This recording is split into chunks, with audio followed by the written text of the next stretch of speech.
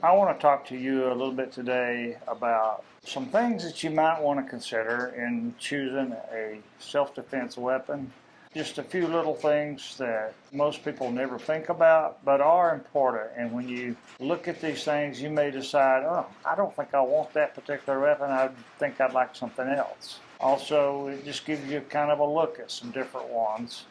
I think it's good to consider how a weapon functions before you actually choose one, because you have to learn to make that weapon function properly.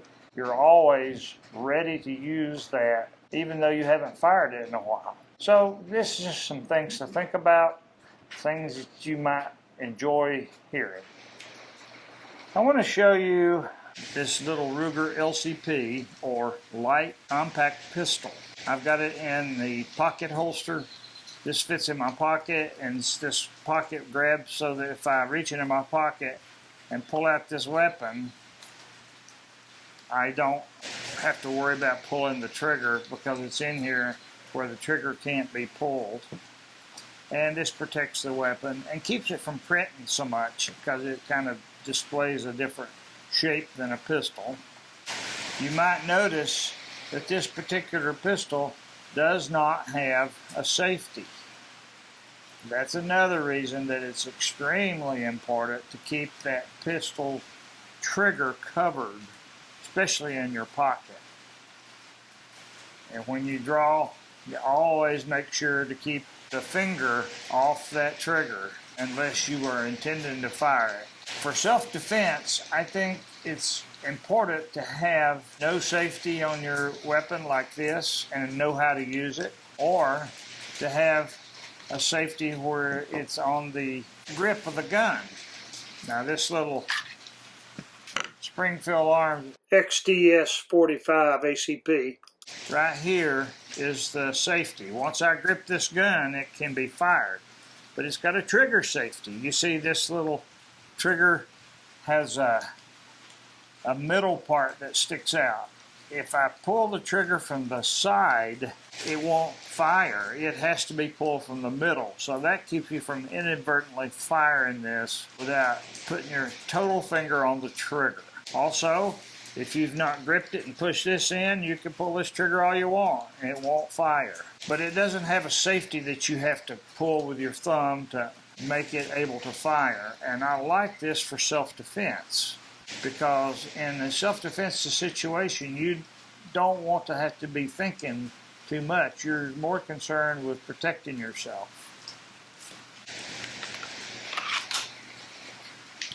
One of the guns I really like is my Ruger Security 9.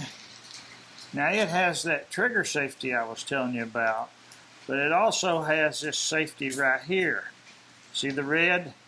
That means it will fire.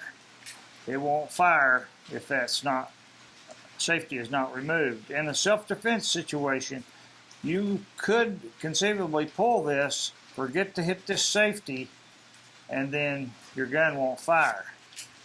That's why I don't like this kind of gun for self-defense. You have to think too much. It's something you might want to think about. The other thing you might want to think about for self-defense is the size of the gun. This little Ruger is a 380. It's very small, easy to carry, but a 380 is basically a 9mm short, and it carries a really huge punch. You can see the 380 round here, as opposed to the 9mm round.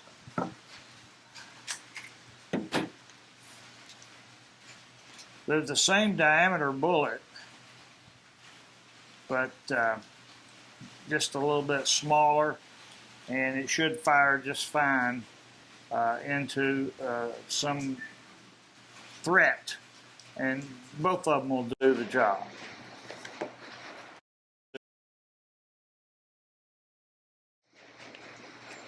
This XDS-45 ACP Springfield Arms automatic is a good personal defense choice, partly because it's fairly small. It has this grip safety, which means that when you grab it, and put your finger in there, you can pull the trigger. But if you don't grab it, you cannot pull the trigger. It also has the trigger safety so that you don't inadvertently hit the edge of the trigger somehow and pull that. This gun holds 5 rounds, and 1 in the chamber makes 6. And that should be a plenty for self-defense. Now you can see in my hand the grip is somewhat small. It shoots fine for me. The recoil is not so much that it's a problem. It's enjoyable to shoot. But for some people, especially people with even larger hands than mine, I wear a large glove, but there are people with bigger hands, they may not like this grip. And you have the option of a larger magazine. This one holds 7 rounds, and 1 in the chamber would be 8. It's a much easier grip. The problem being that when you carry it in a holster, this extra part here makes the gun print, makes it larger. So even though you've got a small weapon, you have a big handle, and it may be something that defeats the purpose for concealed carry. So usually I have this as an extra magazine if I carry extra magazines, but for the first draw, if I ever use it, I carry the smaller one. And it's interesting that in self-defense situations, generally someone is going to be such a threat and so close that you're going to draw this weapon when they're in close range, and 6 shots, 5 in the magazine, 1 in the chamber, should be plenty to repel the threat. You're either going to neutralize the threat or the threat's going to run away. And you're not going to run after them and take another magazine and continue shooting. That would defeat the whole purpose of self-defense. So I'm not sure that the heavy volume is that important as far as ammunition capacity. I think the more important thing is to learn to shoot your weapon so that you're not concerned with the number of rounds you have. You're concerned with proper placement to neutralize the threat against you. Another gun that I like a lot is this 45 ACP. It's an XD 45 from Springfield Arms. You can see it's a full-size pistol. Now that's not going to be pretty much something you're going to choose for concealed carry unless you're wearing an overcoat, maybe in the wintertime, something where something large is not going to show or print to the world that you're carrying.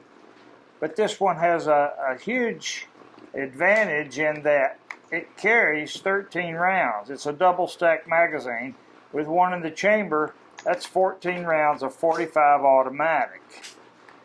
And as you can see, it's quite a bit larger than the XDS. So this was a better gun for concealed carry most of the time. But this is a fun gun to shoot because it fits my hand really well, and it shoots well. First time out of the box, it was just perfect in the way it fired, and I enjoy it. It has the grip safety as well as the trigger safety, and you don't have to fumble with a thumb safety to make sure it's ready to fire. Once you grab that and pull the trigger, it will fire. But if you don't grab it, that trigger will not fire. So you're probably not going to want to carry this as self-defense unless you're wearing like a heavy overcoat or a jacket or something to conceal it.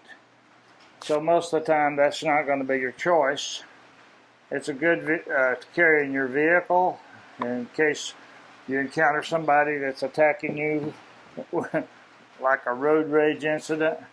But it's not something you're going to probably want to carry for a lot, like you might be able to carry this as a concealed carry for personal defense. Now, let me get into something else entirely. I like these little semi-automatic pistols. However, they have an inherent problem. All semi-automatic pistols are prone to jamming. And if you don't practice and train with these, extensively, you may regret choosing this for personal defense because you may not be able to clear out the jam quickly. You may not be ready for that. You may be a little stunned, and those seconds might be something that will get you killed. I've never had a jam in this particular pistol, but it will jam one day. And when it does, you don't want to be at that moment when you need it for your personal protection, when you're fending off an attacker. So what's the choice? The old tried and true revolver is my best answer for self-defense, personal protection.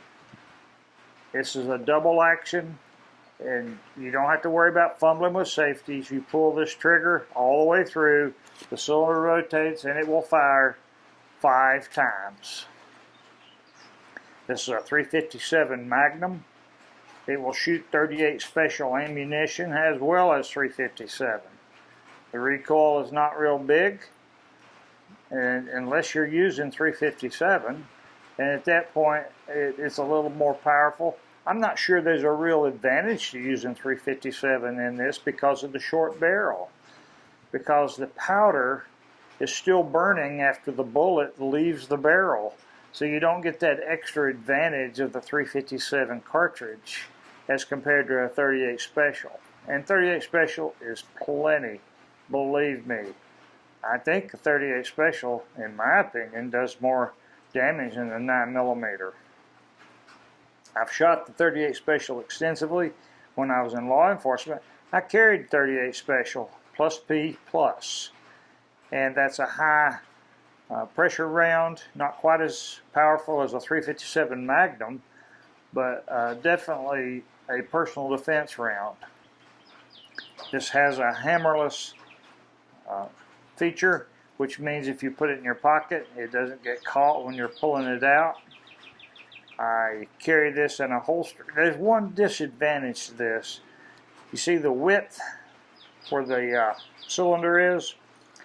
This one is painful to carry in an ankle holster because it will rub it on your ankle. It also is a little more difficult to carry inside the waistband. But as a personal defense weapon, it makes sense because you don't have to worry about it jamming. You pull that trigger, it will fire.